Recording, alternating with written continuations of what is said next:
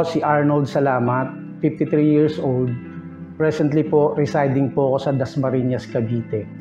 Una po, naging merchandiser muna sa supermarket.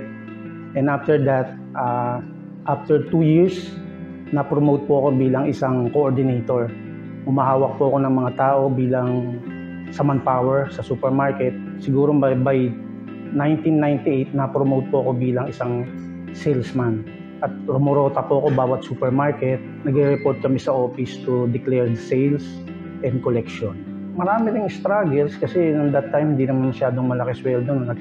Nag-start ako from bottom to top eh. Pagkapos nun, pumunta ako ng ibang bansa kasi siyempre lumalaki yung pamilya ko. Yung anak ko dumadami.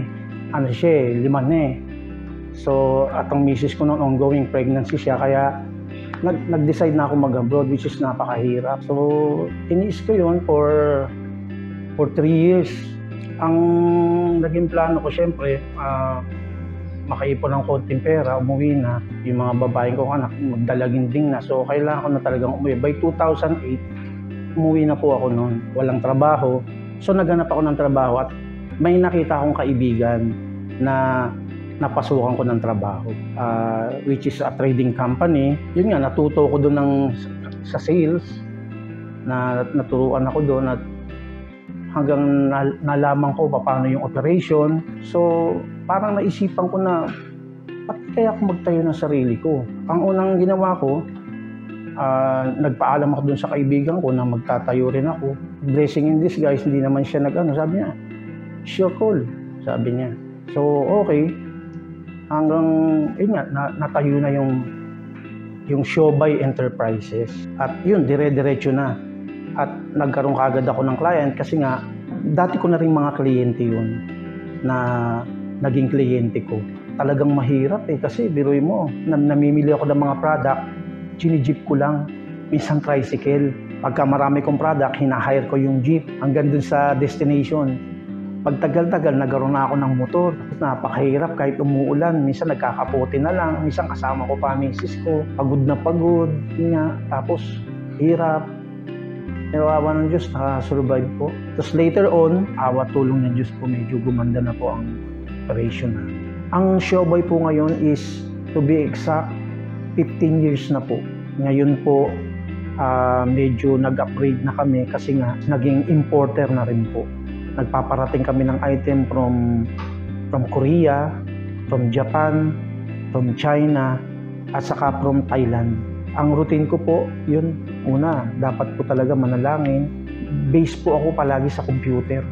Palagi po akong nakaupo. Unang-una yung client, pangalawa po yung importer, pati po yung middleman. And at the end of the day, siyempre, magpapasalamat tayo sa Panginoon. Yun naman pong time ng pandemic, salamat po sa Diyos, medyo hindi naman kami masyadong naapektuhan ng pandemic kasi ang client po namin is more on food production. Kaya continuous po kami ng visa, may mga orders, mga gamit po sa mga hospital. Mas lumakas po kami nung pandemic. Dati po kasi napuputulan kami ng kuryente. Ng mga time na minsan walang baon sila. Pero nung nagkaroon po ng negosyo, at naalagaan yung negosyo, yun po, kahit paano po, nakakabili na ng mga gusto nila. Kung magpapalakas ng loob mo, yung mga anak mo, hindi sila maghirap, kamukha nung dinanas ko. Kaya sabi ko, magtatrabaho talaga ako ng gusto para umasenso rin kahit paano.